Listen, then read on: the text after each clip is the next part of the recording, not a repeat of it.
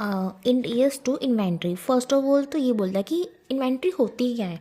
ठीक है, इन्वेंट्री हमारी क्या होती है, एक तो हमारे फिनिश्ड गुड्स होते हैं, लाइक जिसको हम सेल कर रहे हैं, जो हमारे प्रोडक्ट्स बने हुए हैं हम सेल कर रहे हैं उसको बोलते हैं फिनिश्ड गुड्स।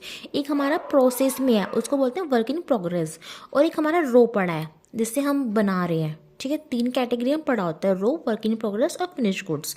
अब आता है कि हम उसको मेजरमेंट करते कैसे हैं। सबसे पहले हम देखेंगे कि फिनिश गुड्स और वर्क इन प्रोग्रेस का मेजरमेंट कैसे होगा। उसमें सिंपल सा फॉर्मूला है कि हमें लोअर लेना है कोस्ट और एनआरवी का, बट हमारा जो ट्विस्ट है वो है रॉ मटेरियल में। उसमें क्या ट्विस्ट है कि अगर हमारी जो फिनिश गुड्स है ना, अगर हम जो हमारी कॉस्ट है उससे अबोव पे बेच रहे हैं, मतलब हम प्रॉफिट कमा के अगर उसको बेच रहे हैं ना, तो हम उसका मेजरमेंट करेंगे कॉस्ट पे। प्रॉफिट पे इसलिए नहीं करेंगे कि हमें मतलब हमें फालतू में क्यों दिखाना है अपना ऐसे एक्स्ट्रा स्टॉक जो है भी नहीं, प्रॉफिट नहीं दिखाएंगे हम। ठीक है, कॉस्ट पर दिखाएंगे। बट सेकंड ये है कि अगर हमारा कॉस्ट से नीचे भी हम सेल कर रहे हैं अपने एना प्रोडक्ट्स को, तो हम उसका अब इसमें रूल लगता है कि हमें लोअर लेना है कॉस्ट और रिप्लेसमेंट कॉस्ट का। वहाँ पे था कॉस्ट और एनआरवी, बट यहाँ पे ट्विस्ट है, यहाँ पे रिप्लेसमेंट कॉस्ट आ जाती है। इसलिए हमें ये ध्यान रखना है कि हमें यहाँ पे एनआरवी नहीं लेना है, रिप्लेसमेंट कॉस्ट ही लेना है रॉ मटेरियल में। ठीक है, अब आता है कि इन्वेंट्री मेजर कैसे करते हैं। इसके लिए हमारे पास 2 ऑप्शंस हैं, या तो हम आइटम बाय आइटम बेसिस लें या हम ग्रुप बेसिस लें। आइटम बाय आइटम बेसिस क्या है कि हम एक एक आइटम को देखेंगे और उसमें जो हमारा लोअर होगा कॉस्ट और एनआरवी वो हम उसको पिक कर लेंगे। और ग्रुप बेसिस में क्या होता है कि हम दोनों ग्रुप को टोटल करेंगे और फिर लोअर चूज़ करेंगे। सेकंड आता है कि हम जो हमारी इन्वेंट्री परचेज़ करें प्रोड्यूस करें उसको हम उसकी कॉस्ट कैसे निकाल लें।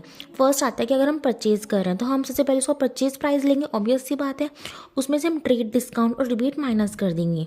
ठीक है, यहाँ पे कैश डिस्काउंट नहीं लेना है, ये ध्यान रखना है कि कैश डिस्काउंट नहीं आएगा, सिर्फ 2 डिस्काउंट आएंगे, ट्रेड डिस्काउंट और रिबेट।